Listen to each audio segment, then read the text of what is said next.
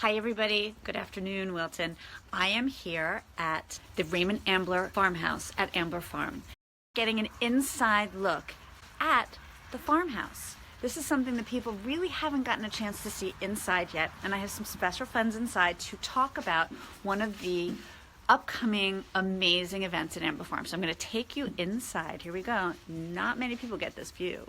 Hi Heather, welcome. So we have Kevin Meehan, who's the program director here at Ambler Farm, Robin Clune, who's the executive director here at Ambler Farm, and Neil Gluckin, who is A board member of and the Friends of member Ambler of Farm. the Raymond-Ambler House project team. Okay. So this is really an incredible thing that we are inside right now, because this house dates back to when? 1810s, 1820s. And the Raymond and Ambler families had this farmhouse and lived here until 1998. And after Betty Ambler died, the town of Wilton bought the property. Even without knowing exactly what it would do with it, it understood that there was value in preserving space like this. Mm-hmm. The deed of sale requires that this structure be restored to something like its architectural integrity. And so that the Friends of Ambler Farm have been very busy raising money to do that and developing plans to do that. That's an ambitious project. I mean, it has been going on for several years, and obviously there is a lot of work that has been done. We're going to actually see a little bit behind the history. We're going to go in and take a peek again where people haven't really been before. So Neil, you're going to take me back over this way, correct? I'm going to go follow Neil. This is the kitchen we're going through right now. Oh, so this is where Betty cooked a little bit. This is where her sink was. I mean, look at that. You see, Yep. that's still there. Yeah, Her hearth you'll was be, over in that fully area, or her equipped oven with was a- over in that area. Modern kitchen. I mean, look at this. That's upstairs. And, That was upstairs to the residence. This old pantry. And we're going to keep the cabinetry. And clean it up, of course. Mm-hmm. I mean, clearly there is work that's going to be done. I've been told that it's going to be happening. Eventually, it'll be finished by, hopefully, target date is next spring, That's a year right. from now. That's But right. but look at this. I mean, this is original wallpaper. I mean, this is just spectacular. Yeah, it's this is the oldest part of the house, Mm-hmm. and you can learn a lot just from walking through here. And speaking of which, I want to point out, because I know I've been told this before, you talk about the preservation and the effort that has gone into making sure that this house is preserved and restored in the right way. I mean, these are all of the shutters outside the house, and you see that they are numbered and organized, and everything is going to be put back in its original place. And once everything is restored in the right way, it's all going to get put back. I mean, it's That's living right. history. Yep. It really is living Yep. history. Yep. And I'm going to keep most of the history secret. Perfect. Okay. I like because, that. Like that. We're working on turning this place into a site where you would have a surprise. But I do want to show you. This is the original hearth. Wow. In the old days, the hearthstone probably came out a good deal farther than what you see here. But the original, this is called the crane. And this is where the big pot would hang, right, over the fire, as the stew bubbled or as the whatever else was in here cooked. And we are going to reline this chimney. Mm.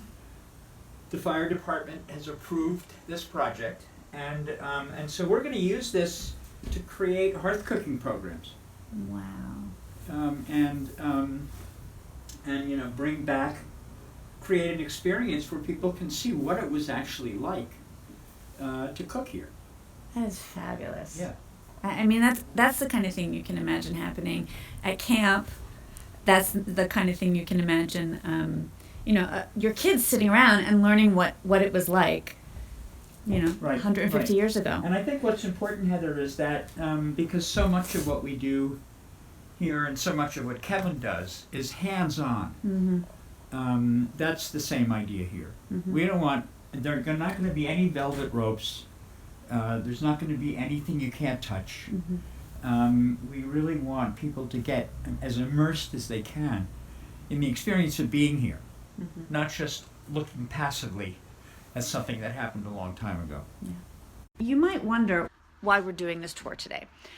It is to promote an incredible event that's happening here at the farm on April 21st from 7 to 10. There is an incredible culinary event that's taking place, and that is a fundraiser, of course, to help continue the project. So I'm going to now turn it over to Robin, and she can tell us a little bit about what that event entails.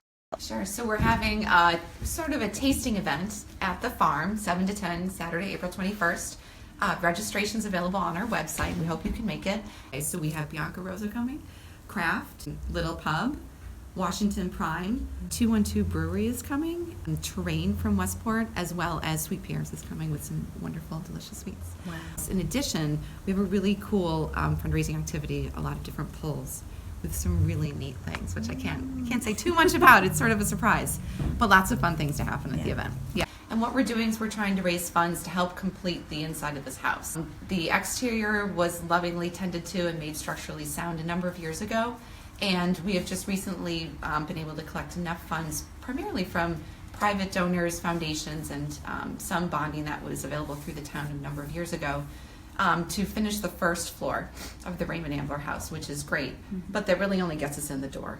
There's a tremendous amount of work that still needs to be done to really bring the house to life and to be able to use it and open it to the community in the way it should be done. In addition, we've been raising funds to bring the inside outdoors. So much of what we do at the farm has to do with interactive learning programs, bringing in a lot of different educational groups, adult cooking groups, all sorts of people throughout town, and we want to be able to do that outdoors.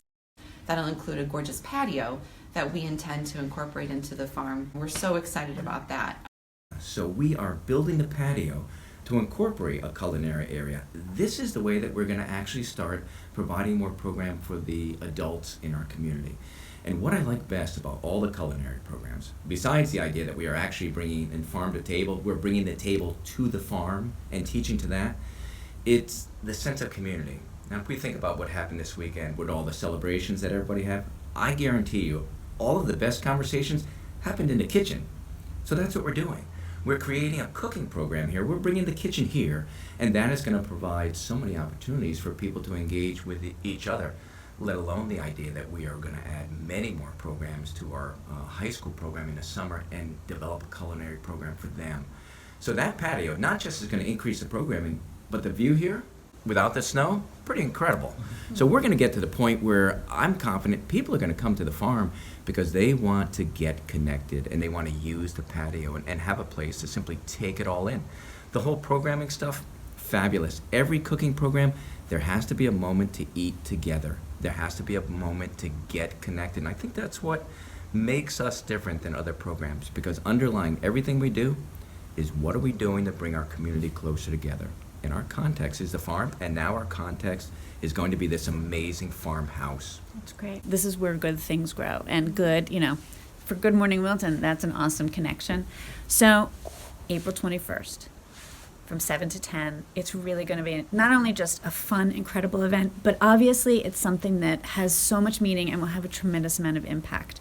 So go online to amblerfarm.org. Tickets are available. It's $70 for members of the Friends of Ambler Farm and $75 for non-members.